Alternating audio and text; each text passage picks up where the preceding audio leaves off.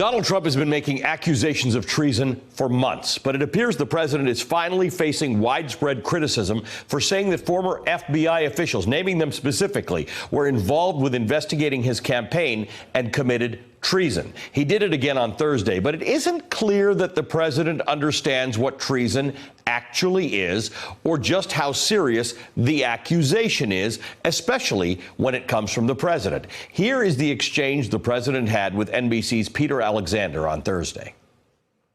Sir, the Constitution says treason is punishable by death. You've accused your adversaries of treason. Who specifically are you accusing of treason? Well, I think a number of people, and I think what you look is that they have unsuccessfully tried to take down the wrong person. If you look at Comey, if you look at McCabe, if you look at probably people higher than that, if you look at Strzok, they want an insurance policy so that should she for any reason lose, remember, 100 million to 1.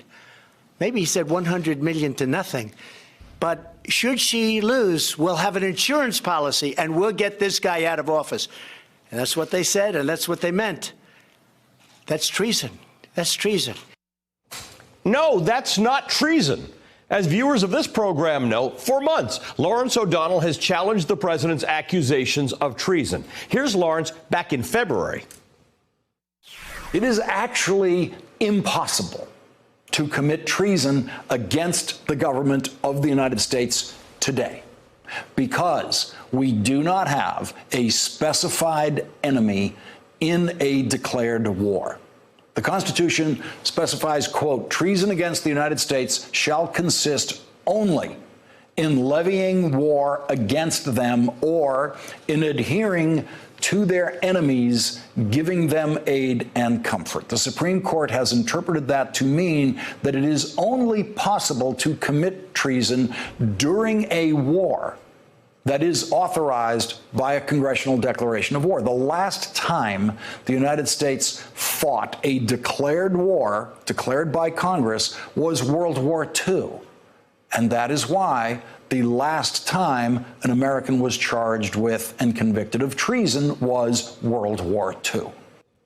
This is a perfect night for an historian. Jon Meacham is one of the best this country has. He's a historian and an author with Tim McGraw of Songs of America, to be published on June 10th, and countless other books. John, notwithstanding, this is for another night, the discussion about the fact that America is not at war and has not been officially at war since World War II. So we get ourselves into a lot of fights in the world without actually declaring war and having an enemy. So Lawrence's point is well taken. But Connor Friedersdorf in The Atlantic wrote about how the framers of the Constitution were particularly worried about presidents falsely charging treason. And he writes, the framers were guarding against the possibility that Americans would one day elect a man so morally weak and corrupt that he would falsely accuse political enemies of treason. Congress and the judiciary have a constitutional duty to check his abuses of power, and the public has a patriotic duty to oust him from office. Whatever you think the conclusion should be to this,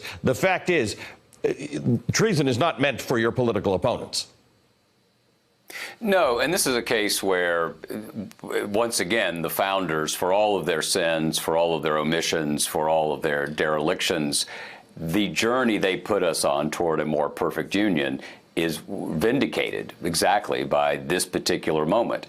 The reason treason is the only crime specifically defined in the Constitution, and the second part of that article, of that element, is that it requires witnesses to an overt act or a confession in open court. So why so specific? Because they were afraid of kings or monarchs doing exactly what the president's doing because they had done it. It was based on experience. It was based on anxiety about the worst parts of the English experiment. The other thing to remember is all the folks who were doing the framing in Philadelphia in 1787, the debating, most of them over the ratification, could have been accused of treason. By King Donald III, if he had been around as a member of the House of Hanover in the 18th century. So the legislative history, if you will, the thinking that led into this was precisely about this kind of moment. Now, you sort of asked rhetorically, does the president, or maybe Lawrence did, does the president know what he's talking about? No, he doesn't know what he's talking about. He's using the term very loosely.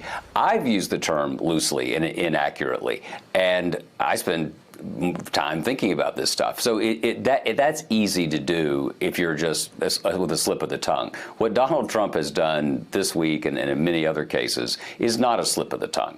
It's an attempt to stoke fear. It's an attempt to take his opponents and put them in the un-American category.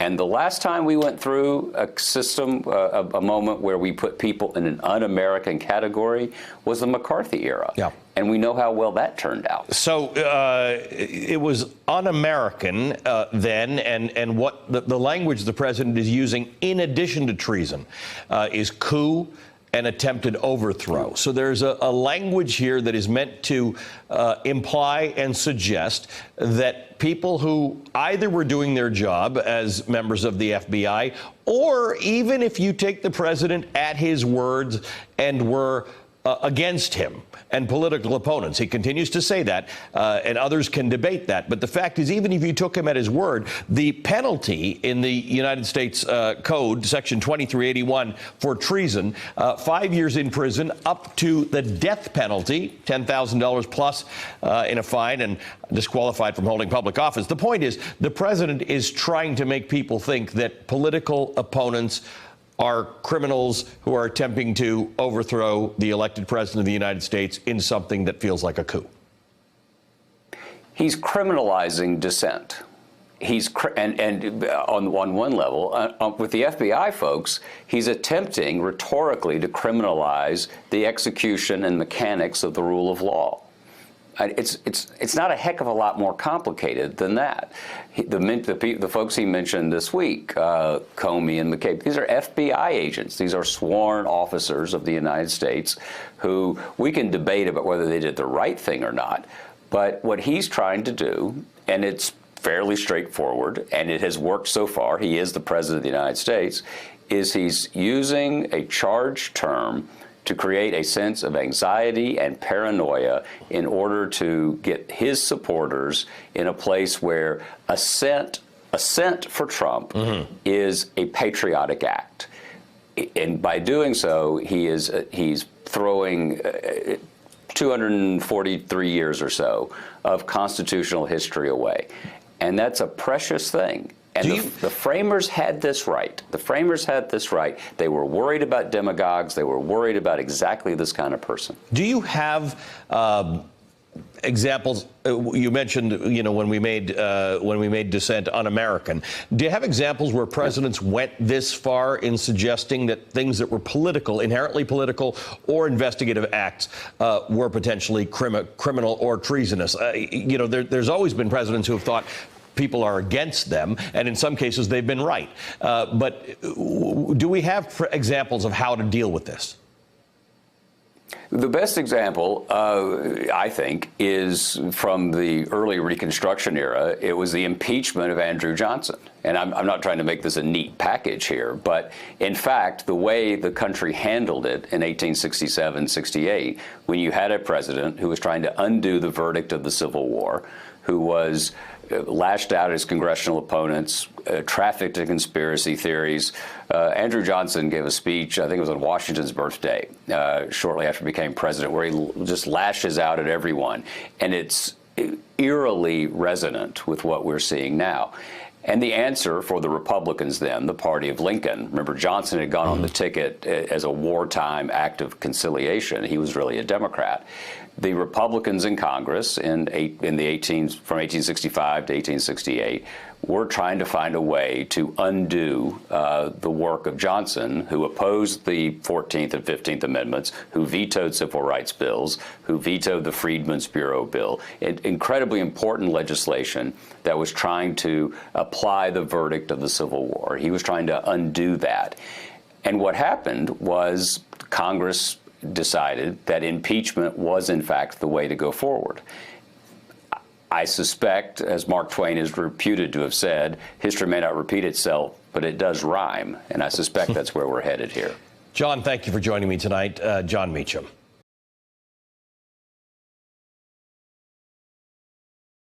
Thanks for checking out our YouTube channel. Subscribe by clicking on the button below for more from The Last Word and the rest of MSNBC.